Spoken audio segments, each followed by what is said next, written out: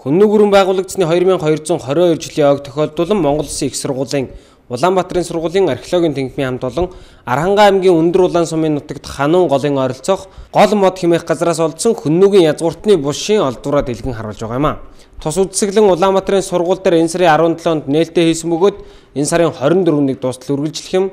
Хүннү гүрэн байгуулагдсны ойг тэмдэглэх болсон нэг гол шалтгаан бол манай эртний өмнөх 209 онд Модон Шаниу хаан суурьнд суув гэсэн утга бүхий тэмдэглэл түүхийн сударт байдаг ажээ. Түүнээс хойш ийхүү 2222 жил өнгөрч байгаа юм. Гэсэн хэдий ч түүнээс өмнө Төмөн Шаниу болоод өөр бусад 4 шаниу байсан тухай тэмдэглэл байдаг ч яг хараахан хэдэн онд гэдэг нь тодорхой бас байдаг ч үүнийг тодруулах боломжтой байна. Хэрвээ эдгээр 4 шаниуг яг хэдийн үед хаан суудалд сууж байсныг тодруулж чадах юм бол хүннү гүрний байгуулагдсан он тоол илүү урт болно гэдгийг ч мэрэгчлэлтнүүд хэлж байна. Бидний түүхийг жишээлбэл гадны зарим судлаач хүннү бол Монгол биш. Хүннү бол төр бол Монгол биш гэсэн ийм чиг хандлагыг Монголын түүхийн эрт үеийг одоо үүсгдэг ийм хүмүүс бий. Тэгэхээр би эднийх хүмүүст юу хэлдэг вэ гэхээр юу харуулдаг вэ? Энэ Монголын энэ газрын зургийг л харуулдаг. Хэрвээ хүннү нэг Монгол нутагт байгааг хаа нэгтээс нүүж ирсэн юм бол тухайлах юм бол Казахстан ч юм Киргиз гэдэг юм уу одоо тэг баруун талаас нь үдирсэн тэг хэлдэг судлаач. Та нар тэгвэл тэндээс нь ийм одоо жиргээ гэдэг юм бол язгууртны булшин гаргаад харуулж байгаа. Тэгвэл бид үнэ биш. Өнөөдөр бүхий л үеийн турш хүннү төр Монголын хаад язгууртны булш Монгол нутагтаа л байна. Тэгэхээр энэ байршил энэ нэгтэршил нь бол манай хүннүнөөг бол бидний өв дээжгдийн маш тодорхой жишээ. Хүннүгийн бүрэлдэхүүнд өөр бусад овг аймагуд байсан. Тэгнийг бол үгүйсэх арга баг. Яг гэвэл тэд өөрсдөө ч олзож явцарч байсан. Баруун тал зүүн талд нь угсаа гарлын янз бүрийн бүлэг хүмүүсүүд одоо нэгдэж орсон. За энэний зүгөө хүннү бол Монгол бишээ гэж хэлэх ямар ч үндэслэл баг. Нэг. За энэ зүгөө хоёрт нь ерөөсөө ёс заншил гэдэг. Бид өнөөдөр адууны зүйлд тахилга тайлга гэж юм ярьж байна. Оршуулгын зан үйл гэж ярьж байна. Соёл гэдэг нэг юм. Энэ соёлын эхлэл нь хаана байна? Өнөөдөр хэн залгамжилж байна? Тэг өнөөнийгөө хэрэгж соёлыг гээд ингээд угшаатны зан үйлийг ингээ хөөгд үчихэд тэг зан үйлийг бид нь л залгаж байгаа. Нөгөө 93 наад. Өнөөх одоо нар сагны тахилга тайлга энэ одоо зүйлдэгдэг юм чинь өнөөдөр хаач байхгүй.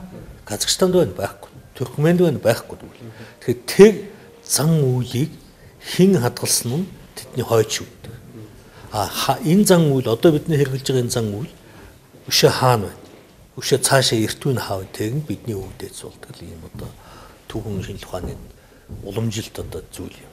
Бид бол хүнүүг одоо бидний өвдөж гэдэг маш олон баримтаар аж ахуйн хувьд, соёлын хувьд, одоо зан үйлийн хувьд, за одоо биеийн гаднах төрх байдлын хувьд гэсэн хүнүүг бидний өвдөж гэдэг олон баримтаар нотлогдож байгаа.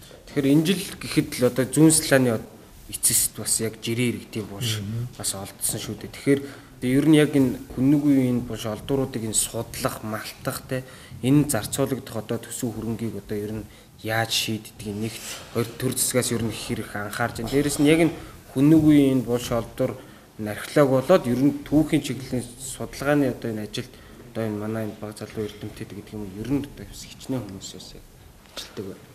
За бидний одоо хамгийн гамшигтай юм энэ. Түүх соёлыг анхаараад байгаа юм шиг, анхаарахгүй байгаа юм шиг юм заримдаг бодлогын одоо гайхаг одоо бидний тэг айлын гудамжинд байгаа хүннү булшийг одоо саял олж авраа хамгаалж тийм. Өшөөд яг энүүхэн Улаанбаатар хотын дамтарж байгаа бэлхий ам гэж. Бэлхий амд мөн хүннүгийн язгууртны булштай газар бий. Тэгэндээ айл хэдийн айлууд хувийн орон сууц хавсаа байгаад хашаалаад авцсан.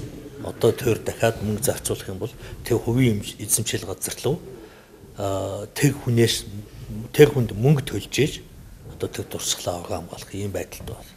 Ер нь бол Монгол нутагт газар сайгүй хүн амьдарч ирсэн нутаг учраас бүхий л үеийн түүх шалинд ганц хүнүг байх ш.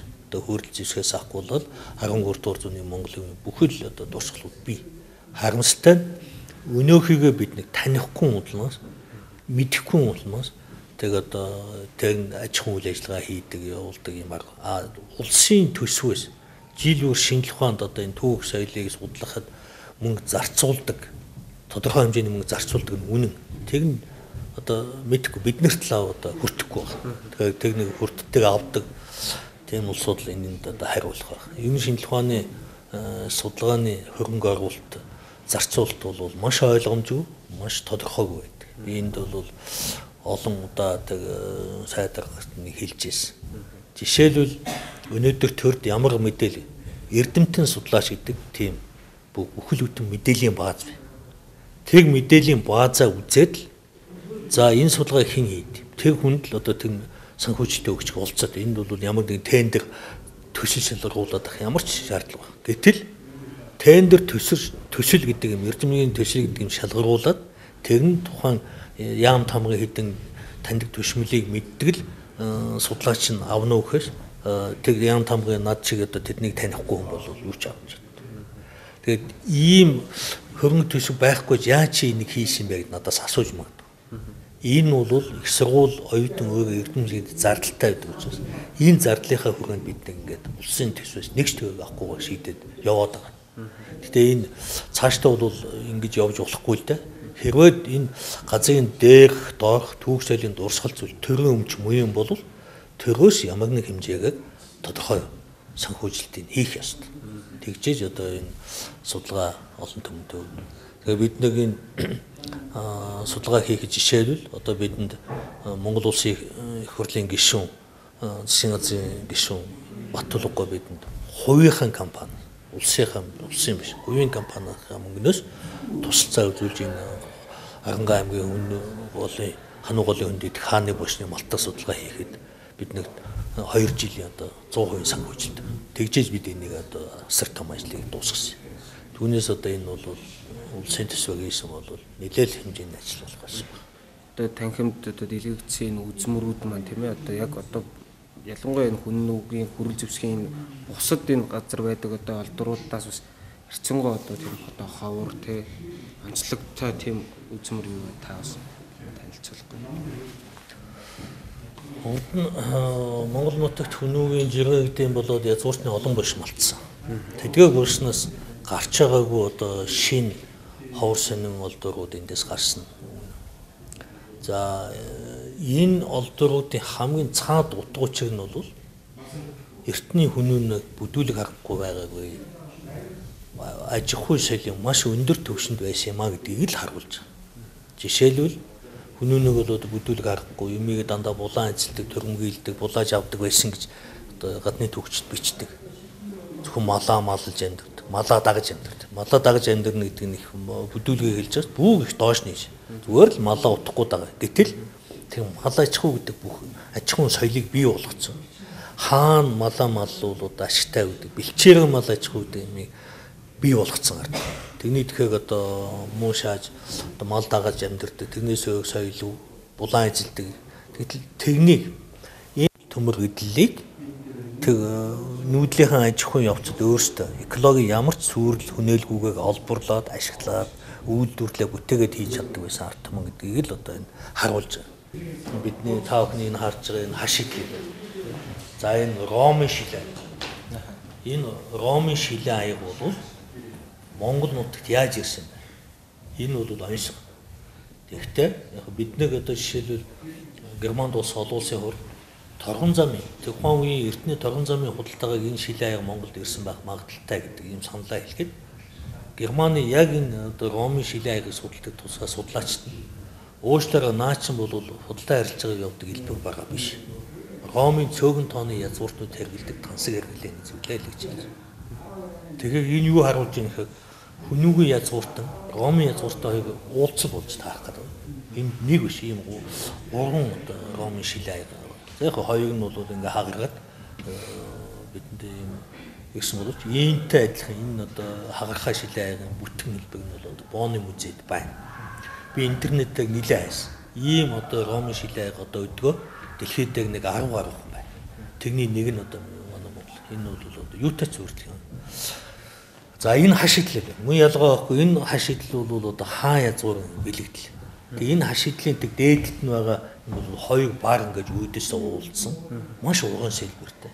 Тэг дотортлын энэ 5 амтан бол бие бинийгээ ингэж хөөгж байгаа боловч ингээд сүлбэж цаашаа наашаа ингээд сүлбэжсэн юм. Одоо чэйжин тал нааталтай байхад бүгшин тал нь цааталтай. Тэгээ ийм их уран одоо сэлбэрийн гэдэг бол бүдүүлэг хүний хийдэг ажил мөн үү. Ингээд атгах бид нэг одоо агуу их соёлтой ард юм гэдэг. Тэгэхээр энэ хааны буушинд нийтдээ бид нэг 15 зургийн сүүгтэр байгааг илэрхийлж олсон. Одоо бид нэг тэг яг зураг төвөн сурвалжтайгаа мэдээгээд зургийг сэргээгээд одоо ингээд тавьж зурцсан байна л да. Тэгээ одоо бид энэ эд ангиудыг ингээд хаана байсан, ямар байралтай байсан, хэдийн хэмжээтэй байсан гэх энэ сүүгтэр ингээд сэргээгээд босгочих болцоо байдаг. Дугуйнтэйг байж гэх мэт.